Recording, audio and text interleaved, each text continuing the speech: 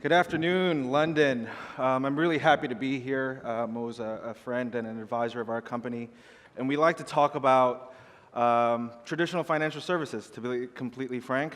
We're talking about the blockchain revolution in asset management. I know we're here to talk about the innovations in technology and cryptocurrency and cryptography, but there's a tremendous amount of value that's being trapped in traditional financial services. We've seen the ups and downs and the ebbs and flows of this industry. But before we go into how we think this is going to change everything, I'd like to give a little bit of background on the industry itself.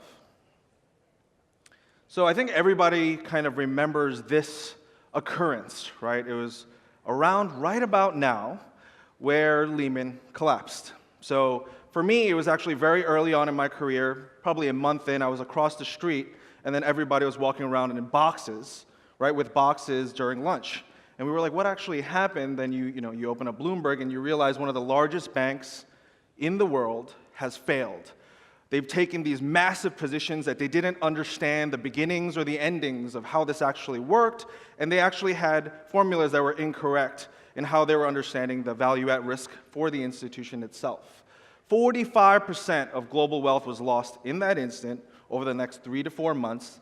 20 million jobs were wiped out.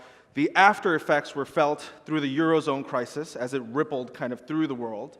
And then we woke up and we asked ourselves, what was wrong with this system? How can something like this occur in the very construct and architecture of trust that we built for ourselves to operate in value transference? How can Madoff happen when he was working with some of the smartest and most sophisticated people in the world, where banks were taking 9-digit exposure positions to a fund that had an accountant in Florida with one associate? How are these things occurring in asset management and in financial services where people don't understand the fact that the lack of transparency causes massive moral hazard, and all of that value stays trapped because the participants don't understand, nor do they have the say or the leeway to actually be able to leverage that architecture. So let's talk about what it really means in investments. If you understood what a private investment, what an asset investment was, very early on in Apple, you'd be very rich. Very early on in Microsoft, you'd be very rich. Everything that we think and take for granted today, you'd be very, very wealthy. But how come it was restricted to a very finite few? How come there was only 3 or 4 people that had access to these types of investments in the beginning? There are 2 things that actually occurred. One is the state of financial services regulation. Private investments were considered too risky for the regular person, so it was only seconded into the wealthy universe. Secondly, what ended up happening because of that is that the compliance cost of asset management started skyrocketing over the same period of time. If you actually look at the graph for the cost of compliance, it actually looks pretty similar, which means your accessibility gets worse and worse over time, and your ability to protect and preserve your wealth gets worse over time. So here's the current state of the investment market as we view it in our company today. There's distribution of traditional investments. We use Fidelity, Schwab, all these online accounts, FinTech Solutions, Acorn. You can buy stocks online. That's great, but that's because it's supposed to cost you $0 to buy stocks at this current point. There's alternative investments, which is where we're focused at Darcmatter, which is everything but cash, stocks, and bonds. So what is there besides cash, stocks, and bonds? And does everybody understand that there's a massive multi-trillion-dollar industry that's being trapped and not being unlocked because of the lack of innovation, because of the lack of transparency? And then we kind of put venture investments, which is also cryptocurrency, blockchain companies, startups, into a separate bucket. High risk, high return, but that means it also should protect its investors as well. So how can we accomplish that going forward? If we're thinking about asset management today, there's about 71.4 trillion. It's a bit dated. I'd say we're closer to 80, 85 trillion today. But investor wealth is anticipated to grow to $224 trillion in the next 2 years. So what does that mean for the rest of the world? It means the financial services industry is woefully under-equipped to deal with what's actually happening. right? Actual value generation, population explosion, the need for value transference, the need for transparency, the need for wealth preservation, security, and transparency at the same time is exploding all around the world, through Asia, through Europe, not really in the United States, to be completely frank, but everywhere around the world it's changing, but nothing's actually happening. I know everyone, we always talk about it in rooms like this, right? The excitement of blockchain, how it's going to change the world. Nobody knows what blockchain is yet. Financial services doesn't care. They don't know yet.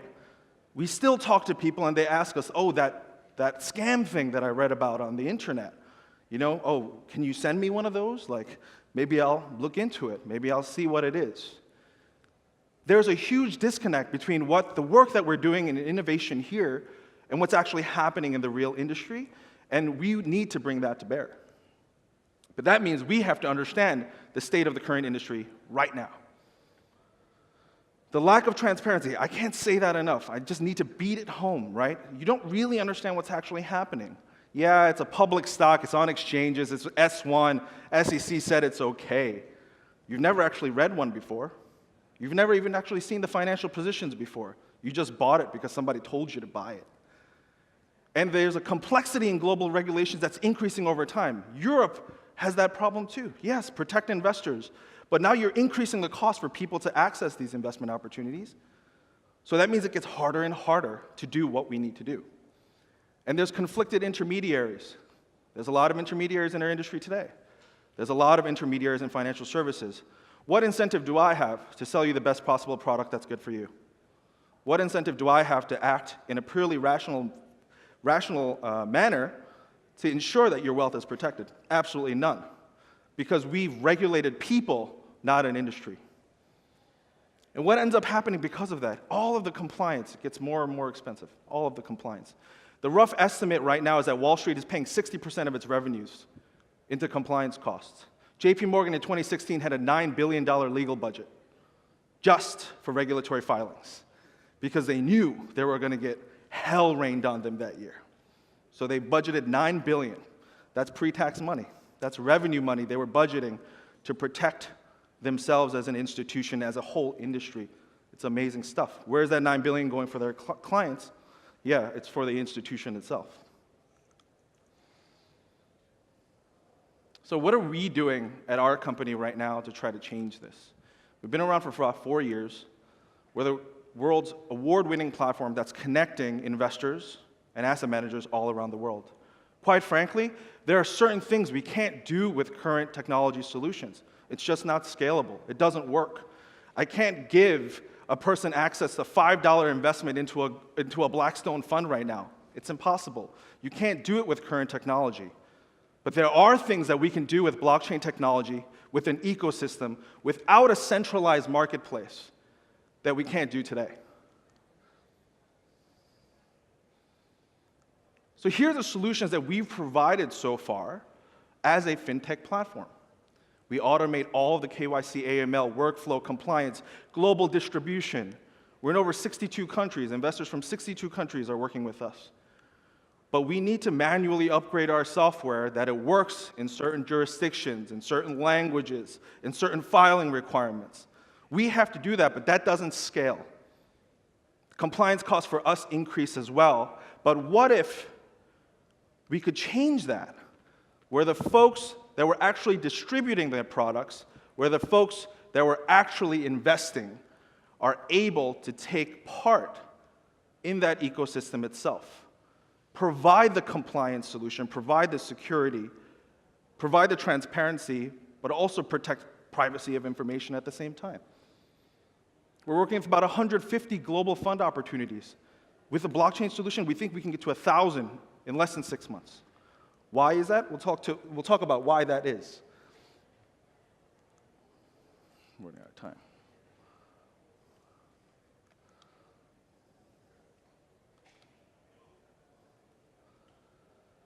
So the blockchain community provides us a solution where you as an investor or you as an asset manager can actually provide a part of the solution that we're providing as a solution today. We can't make every smart contract. It's impossible. We can't provide every compliance solution. There is no institution in the world that can provide that. But the folks that are on the ground in that ecosystem, in that jurisdiction, are able to provide us with a better solution than we can provide ourselves. And we can compensate them for that in a blockchain ecosystem. You can invest using the blockchain. You can protect your own transparency using the blockchain. You can ensure that it's always accessible, immutable, but you can also ensure that it's private. You can ensure that there's an audit trail that's complete all the time. That even regulators, I know we all hate regulation, but even regulators can step in and say, well, you guys are behaving in the right fashion because I can keep track of that very, very easily. I don't have to go through 30,000 pages of documents to figure out when you said this sentence to this investor because they're very upset about it. I don't need to do that. I can ask, when was this, what time, what date, what second was it? And then we can figure that out together.